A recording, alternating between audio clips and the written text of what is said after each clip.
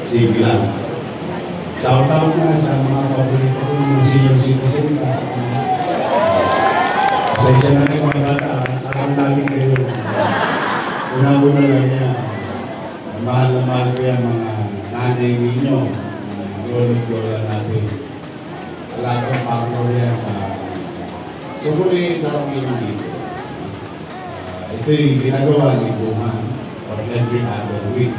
Kahit Sabado, para maluwag ang oras para sa lahat, sa balitan ng pagkain. O kaya namin tugunan lahat, then so be it. Kung hindi man at least, balisan namin o katatayuan ninyo, isuliranin ninyo ang pinakawa. Kaya po sa inyo lahat, maraming salamat sa pagkakataon na ibinibigay niyo sa akin. Kayo mag-alala naman, mag-alala, kayo masyado mag-entertain ng kwento. Dito na lang ako sa Maynila, kasi na ako dito. Hindi na tayo alis dito.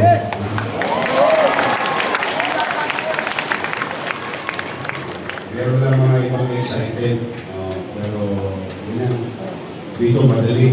Nabigay ko, pag nakita ko yung utaw, kwento sa akin. Orme, yung tanto namin, yung important, para ko. Pag pinadala ko nga yung siksik tubo, maluwag na ulit. O gusto na problema, mabilis. O yun yung kuryente namin. Wala ko na ulit na. Pag pinadala ko, yun may sakit ko naman. Iba, mas mabilis. Mas mararamdaman mo.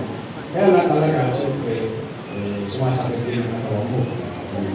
Pero kung manapagdala,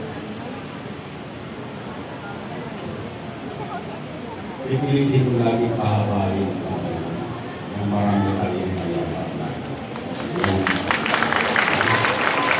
So, sa mga nanay-tatay ko, magkikita naman tayo. Enero, Febrero, Marso.